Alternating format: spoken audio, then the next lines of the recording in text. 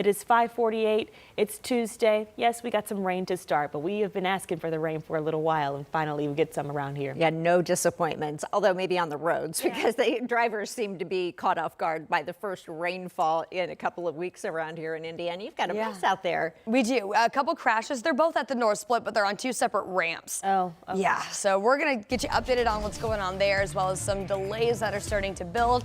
But we also, of course, still have some rain coming down across parts of central and southern Indiana. Let's head to southeastern Indiana. This is the most organized rain that we've got out there right now.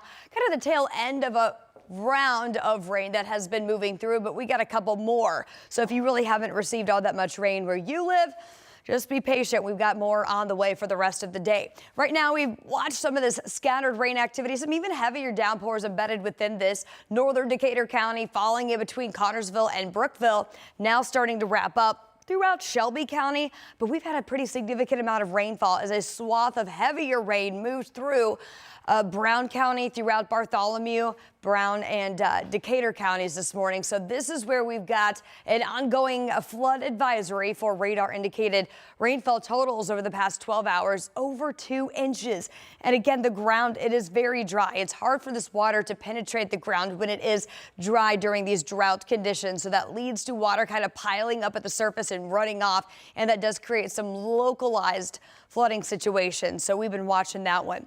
Really haven't picked up all that much rainfall here in the Indy Metro. Our official observation site out at the Indianapolis International Airport picked up under 1/10 of an inch so far. And these are your 24-hour rainfall totals.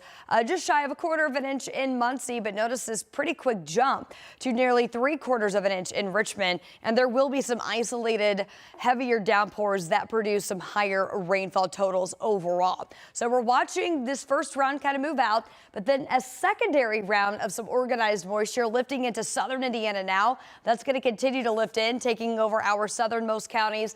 And then this third area of rainfall now moving through Chicago on the northern side of that cold front that will also sweep through the state today. So really just kind of a saturated setup for us.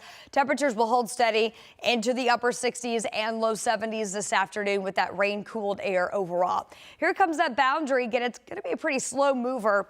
Rain takes over the south and southeastern tier of the state through 10 o'clock this morning. We will see additional development today as that front continues to slide through. Potentially some embedded lightning as well as some brief heavy rain. Not expecting severe weather with this. As this starts to wrap up closer to that evening drive home, the sky will then start to clear from north to south as we go into the evening and overnight. And as skies clear, we're talking some much cooler temperatures moving in. Potentially looking at an additional 1/4 of an inch of rainfall, perhaps an upwards of an inch for our southeasternmost counties. Overnight lows tonight as the sky does clear. Back into the mid-40s for places like Kokomo to Muncie.